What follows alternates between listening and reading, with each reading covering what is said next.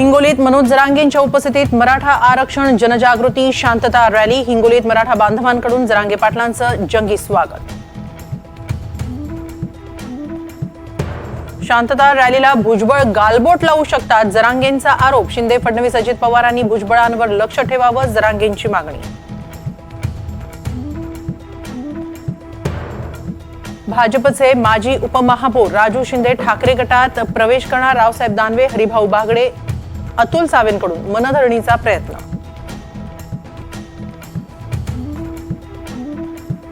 सरकारी तिजोरीतून भारतीय संघाला 11 कोटी रुपये देण्याची गरज नव्हती। खेळाडू पैशासाठी नाही तर देशासाठी खेळतात, विजय वडेट्टीवारांची सरकारवर टीका।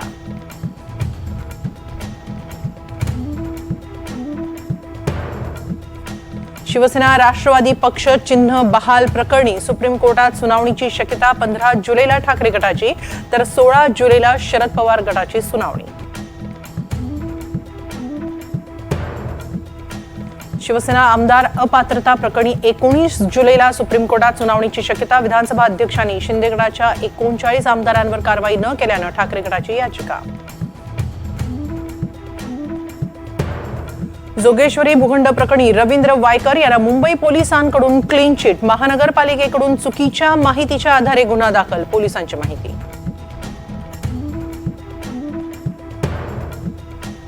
आता फक्त दाऊदला क्लीन चिट देणं बाकी, रवींद्र वायकरांच्या क्लीन चिट प्रकरणी संजय राऊतांची टीका।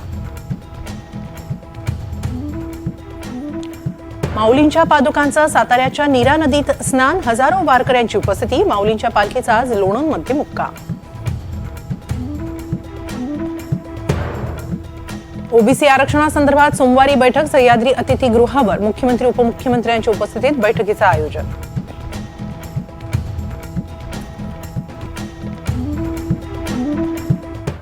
सुरुवातीला एक महत्त्वाची बातमी नाशिकमधून। इंडिगो एअरलाइन्सची नाशिक ते दिल्ली सकाळी 9 वाजताची फ्लाईट रद्द झाल्यानं प्रवासी संतप्त झालेत। अनेकांनी 2 दिवसांनंतरची तिकीटं तर काहींना मुंबईला जाण्याचा सल्ला देण्यात आलेला आहे।